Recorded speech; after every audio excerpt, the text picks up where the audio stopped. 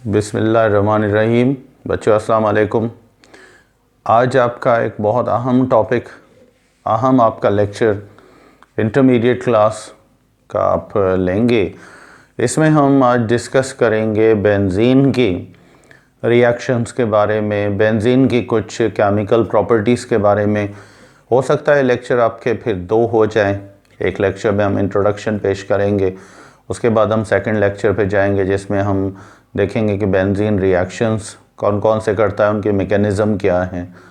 तो हम शुरू करते हैं बेंजीन के केमिकल रिएक्शन से, जिनको आप जनरली कह सकते हैं केमिकल प्रॉपर्टीज़ या केमिकल रिएक्शंस ऑफ बेंजीन में होने वाले केमिकल रिएक्शंस। आपको पहले भी ये चीज़ कंफर्म बताई हुई है और आपने पढ़ी भी होगी कि बेंजीन जो है वो नॉर्मल कंडीशंस में इसका बिहेवियर जो है वो नॉर्मली अनसैचुरेटेड बिहेवियर ये शो ही नहीं करता। यानी बेंजीन इन नॉर्मल कंडीशंस में क्या करता है, ये शो करता है it's saturated character, saturated behaviour ये आम तौर पर शो करता है। It shows the saturated behaviour, ठीक। इवन इसके बावजूद के इवन इट कंटेन्स, इसके बावजूद कि इसके अंदर 3 क्या हैं, डी लोकलाइज्ड या 3 पाई बॉन्ड सिस्टम आप कह सकते हैं। 3 पाई बॉन्ड्स हैं जो आपको कंफर्म नज़र भी आते हैं, आपने इनके बारे में पढ़ा हुआ है। तो इसमें पाई बॉन्ड सिस्टम भी है, इसके बावजूद ये कौन सा बिहेवियर शो कर रहा है, सैचुरेटेड। हालांकि होना ये चाहिए था कि इसमें पाई बॉन्ड्स हैं तो ये अपना अनसैचुरेटेड कैरेक्टर शो करता, लेकिन ये अपना अनसैचुरेटेड कैरेक्टर, अपना अनसैचुरेटेड बिहेवियर बिल्कुल शो नहीं करता, जाहिर ही नहीं करता है। हमने इसके आम तौर पर इनके बारे में पढ़ा हुआ है कि चंद सॉल्यूशंस हैं जो सैचुरेटेड और अनसैचुरेटेड कंपाउंड्स का बिहेवियर बताते हैं।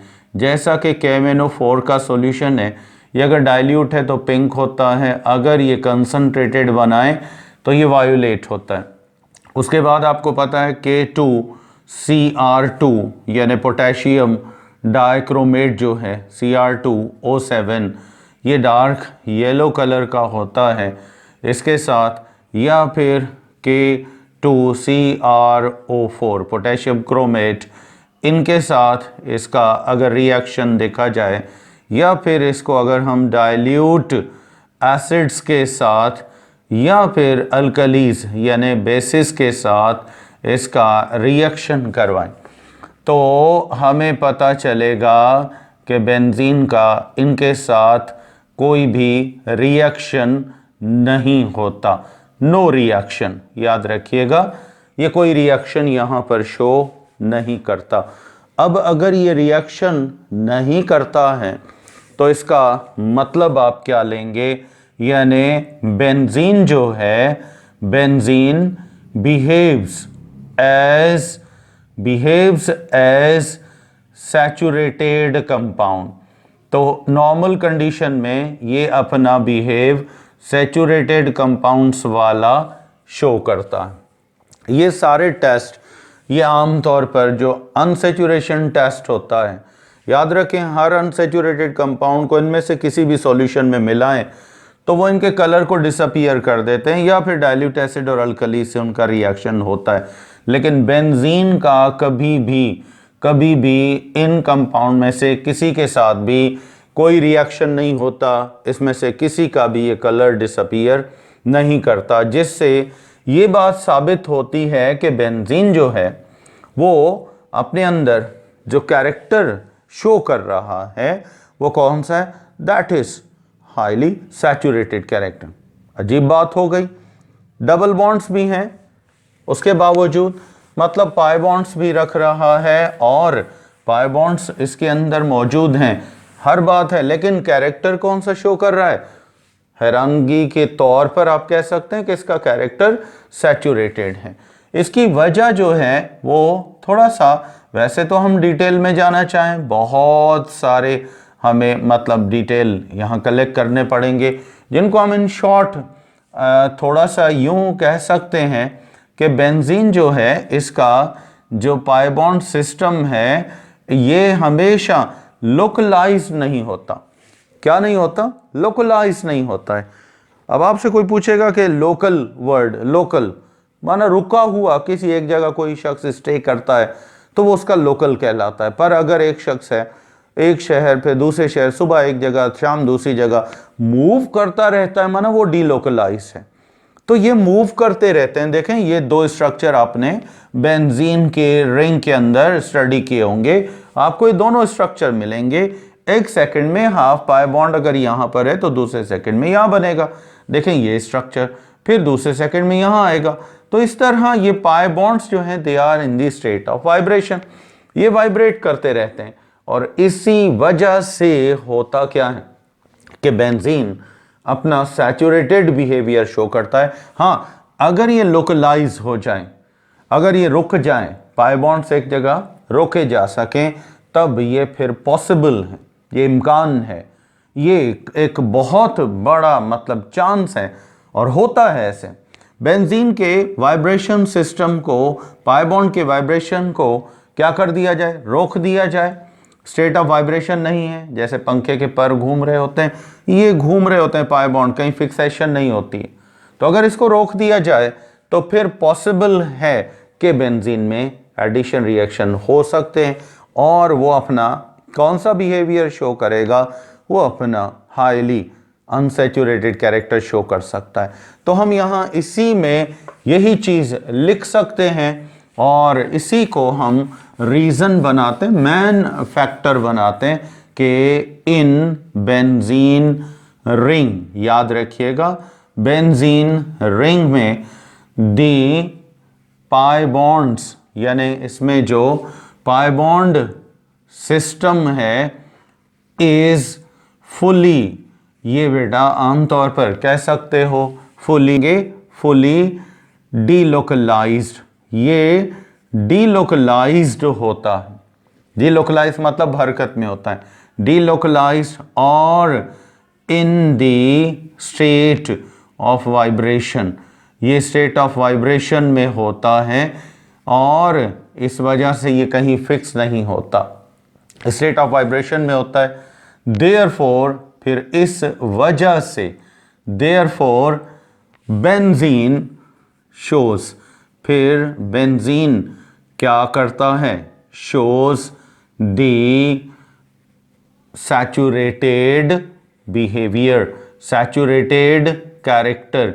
ये इसी डीलोकलाइजेशन की वजह से ये अपना रिएक्शन में कैरेक्टर बिहेवियर कौन सा शो करता है? सैचुरेटेड कैरेक्टर शो करता है। अगर इसके पाई बॉन्ड्स को क्या कर दिया जाए? लोकलाइज कर दें, रोक दें, तो फिर ये पॉसिबल है। If the pi bond system, यानी पाई बॉन्ड का सिस्टम क्या कर दिया जाए? Made localised. अगर इसको आप लोकलाइज कर दें, कंडीशंस हैं ऐसी जिनमें हो सकता है लोकलाइज, देन तो फिर एडिशन रिएक्शंस जो हैं आप कह सकते हैं कि एडिशन रिएक्शंस इन बेंजीन, फिर बेंजीन में पॉसिबल हैं और बेंजीन बिल्कुल अपना अनसैचुरेटेड कैरेक्टर शो करेगा। अब इस पे अगर हम लेक्चर की बात करें तो लेक्चर एक बन सकता है, बहुत अच्छा लेक्चर बनेगा और इस पे हम ज़रूर डिस्कस करेंगे, डिटेल्स में जाएंगे। लोकलाइजेशन, डीलोकलाइजेशन ये किस तरह होती है बेंजीन में, किस तरह पॉसिबल है, क्या इम्कानात हैं, कंडीशंस क्या हैं, सारी बातें आएंगी। तो अब हम यहाँ पर सिर्फ इसका कैरेक्टर आपको बता रहे हैं कि बेंजीन क्यों आखिर अपना सैचुरेटेड बिहेवियर शो करता है लेकिन अनसैचुरेटेड बिहेवियर शो नहीं करता। आप जानते हैं कि अगर कंपाउंड्स क्या हैं, सैचुरेटेड हैं, तो आपको पता है कि एक चीज़ आमतौर पर देखी गई है कि सैचुरेटेड ऑर्गेनिक कंपाउंड्स जो हैं, ये सैचुरेटेड ऑर्गेनिक कंपाउंड्स अंडरगो, याद रखिएगा, ये आमतौर पर रिएक्शंस करते हैं। कौन से रिएक्शन? Undergo substitution. ये सब्स्टिट्यूशन रिएक्शंस इनके अंदर होते हैं नॉर्मल कंडीशंस में। अगर वो सैचुरेटेड कंपाउंड्स हैं तो याद रखिएगा इनमें रिएक्शंस कौन से होंगे? ये आमतौर पर सब्स्टिट्यूशन रिएक्शंस होते हैं। और सब्स्टिट्यूशन रिएक्शंस जो हैं, इनमें अगर हम बात करें सिंपली, तो इसमें ये होता है कि किसी एक एटम को, एक ग्रुप को, एक इलेक्ट्रोफाइल को, एक न्यूक्लियोफाइल को हटा देते हैं और उसकी जगह दूसरा एक इलेक्ट्रोफाइल, न्यूक्लियोफाइल या फ्री रेडिकल रखा जाता है। तो मेन टाइप्स अगर देखें तो ये दो बेसिक टाइप्स हैं इसकी।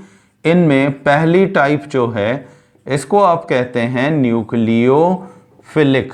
न्यूक्लियोफिलिक सब्स्टिट्यूशन रिएक्शंस, यानी वो सब्स्टिट्यूशन रिएक्शंस जिनमें न्यूक्लियोफाइल, एक न्यूक्लियोफाइल को हटाएं, उसकी जगह दूसरा न्यूक्लियोफाइल रखें।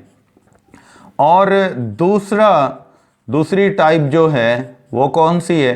That is electrophilic substitution reactions, यानी इलेक्ट्रोफिलिक सब्स्टिट्यूशन रिएक्शंस, ये दूसरे हैं।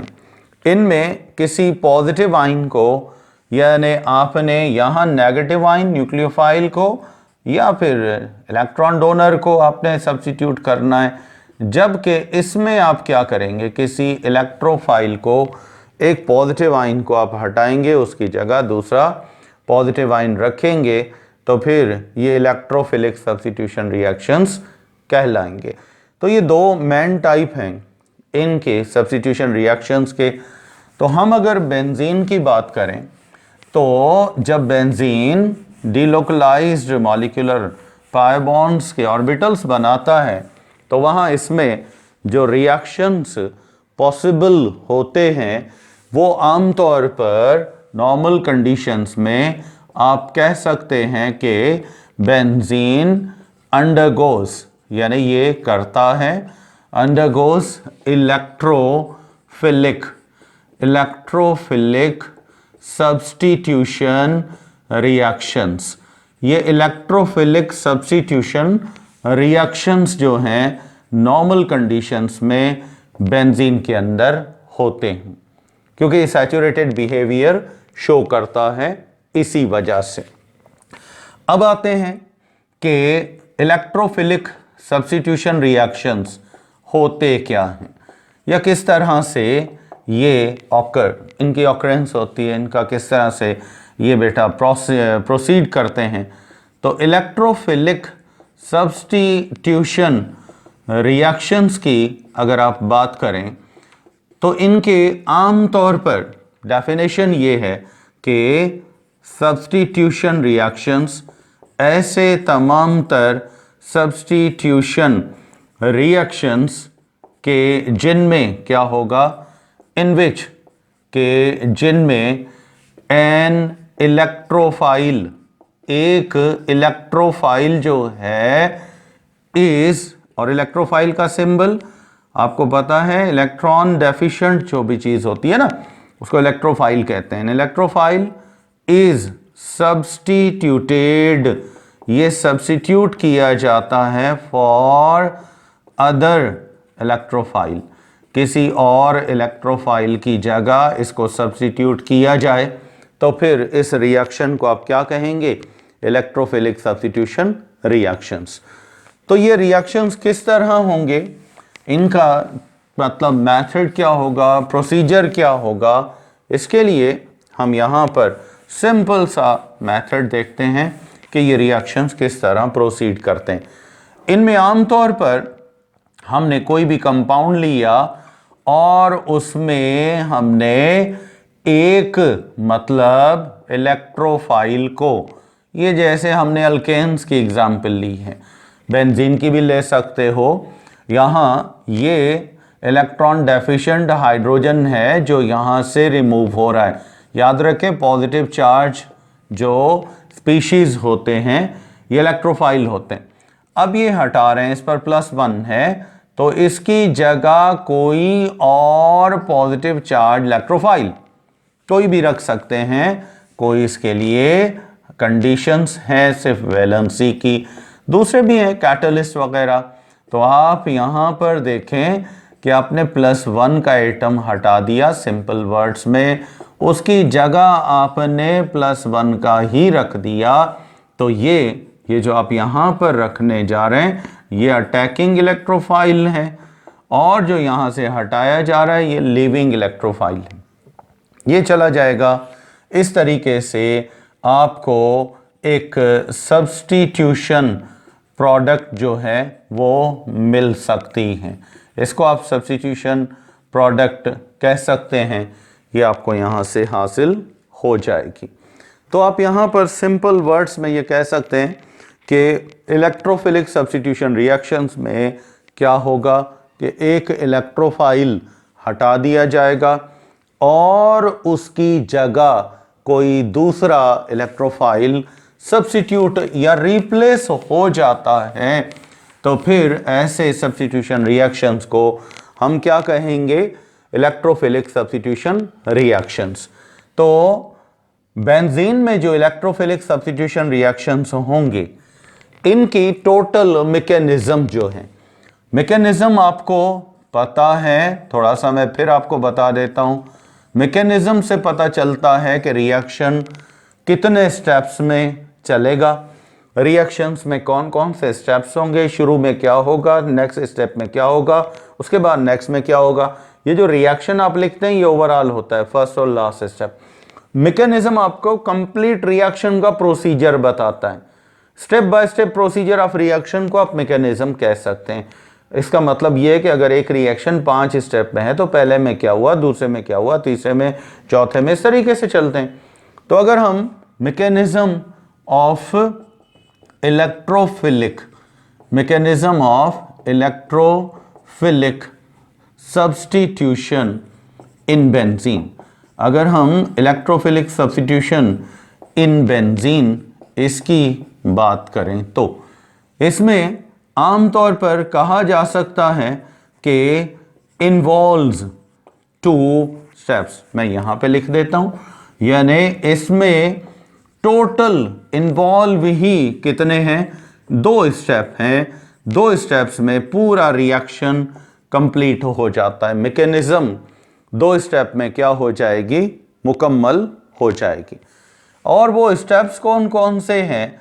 पहला स्टेप जो है वो है अटैक ऑफ इलेक्ट्रोफाइल, यानी यहां एक इलेक्ट्रोफाइल जो है वो सबसे पहले अटैक करता है। और उसके बाद नंबर 2 सेकंड स्टेप में क्या होता है? Loss of proton. प्रोटॉन आपको पता है पॉजिटिव हाइड्रोजन एसिडिक टर्म्स में लिया जाता है। या इलेक्ट्रोफाइल पहले स्टेप में आएगा और दूसरे स्टेप में लॉस ऑफ प्रोटॉन होगा। ये ज़रूर है कि यहाँ दरमियान में कुछ पाई बॉन्ड्स की शिफ्टिंग होती है, रेजोनेंस स्ट्रक्चर्स बनते हैं। अब रेजोनेंस स्ट्रक्चर्स क्या हैं इनके बारे में आपने कुछ तो पढ़ा होगा, लेकिन अगर आपने नहीं पढ़ा तो इसके लिए कुछ मेरे लेक्चर्स हैं जिनको आप स्टडी करेंगे, आएंगे कुछ इन पर। तो सबसे पहले इसके हम मैकेनिज्म में ये स्टेप बाय स्टेप जब जाएंगे तो आपको मैकेनिज्म के अंदर सारा कुछ डिटेल मिल जाएगा कि रिएक्शन किस तरह चल रहा है। मैकेनिज्म होती इसलिए कि आपको ये पता चले कि एक्चुअली रिएक्शन प्रोसीड कैसे कर रहा है, स्टेप बाय स्टेप कैसे जा रहा है। तो यहाँ पर हम शुरुआत करते हैं स्टेप नंबर 1 से। कहाँ से आप शुरू कर रहे हैं? स्टेप नंबर 1 से आप शुरू कर रहे हैं। और स्टेप 1 आपको बताएगा, जिसको आपने अभी लिखा हुआ है, क्या लिखा था आपने? इसमें लिखा हुआ है अटैक ऑफ इलेक्ट्रोफाइल। सबसे पहले बेंजीन रिंग में इलेक्ट्रोफाइल का अटैक होता है। आप देखें बेंजीन की रिंग जो है इसके बारे में कहा जाता है, जो बहुत सारी थ्योरीज आई थी, इनमें एक थ्योरी बेंजीन के मतलब स्ट्रक्चर के बारे में ये भी है कि बेंजीन के अंदर 6 के 6 कार्बन जो हैं ये बाय नेचर क्या हैं, ऑलमोस्ट एक जैसे हैं। इसमें कोई भी कार्बन आप ये नहीं कह सकते कि more electronegative, more strong bond या ये। और बेंजीन के बारे में ये भी याद रखिएगा, बेंजीन के अगर टोटल बॉन्ड्स की बात आए, जो कि इस रिएक्शन में तो नहीं है लेकिन आ सकता है, total bonds in benzene, benzene में टोटल बॉन्ड्स कितने हैं, तो इसमें याद रखिएगा 6 कार्बन के हैं, 1 2 3 4 5 6 ये सिग्मा बॉन्ड कार्बन के, 6 हाइड्रोजन के, मीन्स 12 सिग्मा बॉन्ड्स हैं, 12 जो हैं सिग्मा बॉन्ड्स हैं। और ये 12 में 6 हाइड्रोजन और कार्बन के ये इक्वल हैं एनर्जी में हर लिहाज से, 6 के 6 हाइड्रोजन एक जैसे, 6 के 6 कार्बन के बॉन्ड भी एक जैसे, 12 सिग्मा बॉन्ड्स हैं इसमें between carbon and hydrogen, plus इसमें 3 क्या हैं, पाई बॉन्ड्स हैं। तो ओवरऑल नंबर ऑफ बॉन्ड्स अगर बात करें तो ये बनते हैं 15 बॉन्ड्स। कितने बॉन्ड्स बनते हैं? 15 बॉन्ड्स। याद रखिएगा बेंजीन में 15 बॉन्ड्स हैं, जिनमें 3 पाई बॉन्ड्स हैं और 12 सिग्मा बॉन्ड्स हैं। ये बहुत अहम पॉइंट है, एंट्री में इनके बारे में आया था एक दफ़ा। तो बहरहाल ये 3, फिर आप कहते हैं कि वो तो 6 पाई बॉन्ड शो करता है, एक्चुअली वो वाइब्रेशन अलग बात है, नंबर ऑफ बॉन्ड्स अलग है। तो यहाँ इलेक्ट्रोफाइल आएगा और इस पर +1 चार्ज होनी चाहिए, इसको हम यहाँ पर कहेंगे अटैकिंग इलेक्ट्रोफाइल। ये अटैकिंग इलेक्ट्रोफाइल जो है ये सबसे पहले आता है, ये रिंग में किसी भी कार्बन और कार्बन के दरमियान पाई बॉन्ड पर अटैक करता है, और फिर ये कोई पाई बॉन्ड टूटने से, जैसे इलेक्ट्रोफाइल का अटैक होता है, वीक बॉन्ड इसका कोई ना कोई पाई बॉन्ड होता है, और यहाँ हालांकि पाई बॉन्ड शिफ्ट होते रहते हैं लेकिन अनपेयर्ड इलेक्ट्रॉन बहरहाल हर कार्बन के पास होता है। तो ये अपना अनपेयर्ड इलेक्ट्रॉन इस इलेक्ट्रोफाइल को कोई एक कार्बन जिस पे ये अटैक करता है वो दे देता है, नतीजतन उस पर प्लस चार्ज आती है, पॉजिटिव चार्ज। वो फिर अपने करीबी कार्बन से इलेक्ट्रॉन ले लेता है, यानी अपना दे दिया और अपना करीबी कार्बन से ले लिया। अब यहाँ पर होगा क्या कि जब इलेक्ट्रोफाइल ने क्या किया, एक इलेक्ट्रॉन ले लिया, किससे ले लिया इलेक्ट्रॉन? इस कार्बन से, तो इस पर I+ चार्ज इलेक्ट्रोफाइल का देखें, इसको मिल गया इलेक्ट्रॉन, कार्बन से मिला, इस कार्बन ने खुद किससे लिया? इस कार्बन से, ये मिल गया, इन्होंने आपस में प्लस मतलब बॉन्ड बना लिया। अब लूज किसका हुआ? इस हाइड्रोजन का। ये है स्टेप नंबर 1 जहां इलेक्ट्रोफाइल अटैक कर रहा है। अब ये स्टेप नंबर 1 का ही हिस्सा है कि मजीद पाई बॉन्ड अभी मौजूद हैं, ये अभी ब्रेक नहीं हुए। अब यहां ये vibration of the pi bond system होगा, रेजोनेंस स्ट्रक्चर्स बनेंगी। आप देख सकते हैं यहां तक बात आपको क्लियर हो गई, क्लैरिफाई हो गई। तो इन्होंने आपस में बॉन्डिंग कर ली। अब देखते हैं कि आगे क्या होता है। आगे यहां से हम इसको यूं इस स्टेप को आगे लेकर जाएंगे, ये उसका हिस्सा ही है, इनिशियल स्टेप है ये, ठीक है, और इसका स्टार्टिंग था। अब समझें ये ट्रांजिशन स्टेट, दरमियान में ट्रांजिशन स्टेट स्टेब्लिश होगी। इलेक्ट्रोफाइल का अटैक हो गया, बॉन्ड बना लिया इसने, यहां तक आपको समझ में आ गया। अब ये इलेक्ट्रॉन डेफिशिएंट है, इसने इसको दे दिया, इसने इसको दे दिया, इलेक्ट्रोफाइल को, बॉन्ड बन गया। अब देखते हैं कि आगे क्या होगा। आगे सेम यही प्रोसीजर रिपीट होगा। अब के बार सेकंड स्टेप में, इसी मतलब पार्ट में, ये बॉन्ड वाइब्रेट कर रहे हैं, ये इलेक्ट्रॉन इसका यहां पर आएगा, इसका इलेक्ट्रॉन यहां पर आएगा, और देखते हैं कि क्या बनता है। चले मैं इसको यहां से मिटा रहा हूं। अब आप देखते हैं कि क्या होगा आगे। इसमें आगे वही होगा जो शिफ्टिंग ऑफ पाई बॉन्ड का हो रहा है। तो अब ये पाई बॉन्ड यहां नया बनेगा। देखो इसने क्या कर दिया, इसने इसको इलेक्ट्रॉन दे दिया, इसने इसको, चार्ज यहां पर आके रुकती है। अब नया स्ट्रक्चर बनेगा रेजोनेंस का, याद रखें जो रेजोनेंस स्ट्रक्चर्स हैं इनको स्टेप नहीं कहेंगे, ये पार्ट ऑफ फर्स्ट स्टेप है। ये ट्रांजिशन स्टेट कह सकते हो। देखो यहां पर इसको मिला, फिर इसको, अब लूज किसने किया फाइनली, ये वाला, देखो यहां पर इसने इसको दे दिया, तो अब यहां पर आ गया। और इसके बाद बाकी स्ट्रक्चर देखो कोई चेंज नहीं है, सारा पुराना स्ट्रक्चर है जैसे पहले वाला था। हमने इसलिए उसको लिखा हुआ है ताकि आपको डिफरेंस का पता चले कि एक्चुअली हुआ क्या है। भाई इसका यहां पर आया और इसका यहां पर आ गया। अब पाई बॉन्ड यहां पर एक तो है ना पुराना, सारे पुराने पाई बॉन्ड सिस्टम सारे यहां ब्रेक होंगे। अब देखते हैं क्या होता है। अभी रेजोनेंस चल रहा है, भाई ये इलेक्ट्रॉन यहां शिफ्ट हुआ, ये इलेक्ट्रॉन यहां पर शिफ्ट होगा, तो फाइनली चार्ज आएगी इस कार्बन पे। देखते हैं इस कार्बन के साथ क्या हुआ, वो ही जो पहले वाले के साथ हुआ था, अब के बार यहां पर हो रहा है। ये बॉन्ड यहां से इलेक्ट्रॉन यहां पर आया, इसका यहां पर आया, ये आपस में बना लेंगे, लॉस ऑफ इलेक्ट्रॉन इसका होगा। और ऑलमोस्ट यहां पर ओल्ड जो पाई बॉन्ड्स थे वो ब्रेक हो गए। ठीक है, हर कार्बन को इलेक्ट्रॉन मिल गया, इन्होंने पेयर किया, ये देखो यहां पे ये वाला नया बॉन्ड बन रहा है, ये बन गया। बाकी स्ट्रक्चर पुराने वाला है, कोई चेंज नहीं है, सेम यहां पर रखोगे। अब बताएं कोई और पुराना, ये बॉन्ड तो बन चुका था, अब बताएं कोई पुराना पाई बॉन्ड सिस्टम अभी इसमें बचा है, तो आप देख सकते हैं अभी नहीं है। तो अब क्या होगा, अब के बार यहां से स्टेप नंबर 2 जो है, स्टेप नंबर 2 स्टार्ट होगा यहां से। ये जो हाइड्रोजन है ये अपना इलेक्ट्रॉन किसको देकर जाएगा, इस कार्बन को, और इस कार्बन के पास तो है, ये प्रोटॉन की शक्ल में यहां से जाएगा और यहां से स्टेप नंबर 2 स्टार्ट होगा। इसका नाम क्या होगा, लॉस ऑफ प्रोटॉन। क्या कहेंगे इसको, loss of proton step number 2 का नाम होगा। बस ये चला जाएगा, इसको इलेक्ट्रॉन मिल जाएगा, इसको ये इलेक्ट्रॉन देके जा रहा है, आपस में क्या करेंगे, पाई बॉन्ड बना लेंगे।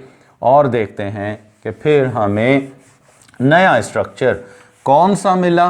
देखो ये सेम वही चीज़ बनी, सेम वही चीज़ जो अभी आप देख रहे थे इसमें। ये हर मतलब यहाँ से प्रोटॉन चला गया, ये वाला, ये देखो ये लॉस हुआ इसका, इसने इलेक्ट्रॉन छोड़ दिया, किसको दे दिया, इस कार्बन को, इन्होंने आपस में पाई बॉन्ड बना लिया। यहाँ पर इनका आपस में क्या हुआ, पाई बॉन्ड बन गया। और इस तरीके से आप देख सकते हैं कि अब के बार ये नया बेंजीन जो है अब नहीं रहा, अब ये एक अलग प्रॉपर्टीज वाला क्या बन चुका है। यहाँ से क्या लूज हुआ था, प्रोटॉन, ये यहाँ पर लिखा हुआ है, इसको आप कह सकते हैं लिविंग प्रोटॉन या लिविंग न्यूक्लियोफाइल आप इसको कह सकते हैं। ये चला जाएगा। अब ये जो बेंजीन बना है इसको आप कहेंगे mono substituted benzene, mono substituted benzene, ये बन गया। तो इस तरह से आप इन रिएक्शंस में आपने देखा बेंजीन ने क्या किया। पहले स्टेप में अटैक ऑफ न्यूक्लियोफाइल हुआ, सॉरी इलेक्ट्रोफाइल हुआ, और फिर ओल्ड पाई बॉन्ड्स की वाइब्रेशन की वजह से कई रेजोनेंस स्ट्रक्चर्स बने, ओल्ड पाई बॉन्ड शिफ्ट हुए, नए पाई बॉन्ड्स बन गए, और जब नए पाई बॉन्ड्स बन गए तो उसके बाद फिर स्टेप नंबर 2 की बारी आई। दरमियान में ट्रांजिशन स्टेट्स हुई, ये रेजोनेंस स्ट्रक्चर्स वाली जो बनी। तो आपको पता है ट्रांजिशन स्टेट में रिएक्शन स्लो चलता है।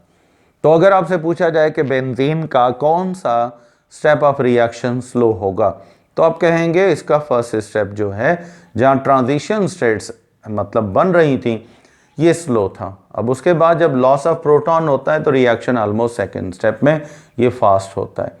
तो इस तरीके से ये रिएक्शन प्रोसीड करते हैं बेंजीन में। हर मतलब इलेक्ट्रोफाइल हासिल करना उसके स्टेप अलग होंगे, वो इलेक्ट्रोफाइल कैसे मिलता है, वो हर कंपाउंड अलग अलग होता है, एसिड्स अलग देते हैं, बेसिस अलग देते हैं, अलग बेसिस तो देते नहीं है, लेकिन बेसिस कैटलिस्ट आप यूज़ कर रहे हैं किसी सॉल्ट में से, आप इलेक्ट्रोफाइल हासिल करना चाहते हैं, तो फिर वहाँ उनके स्टेप अलग होंगे।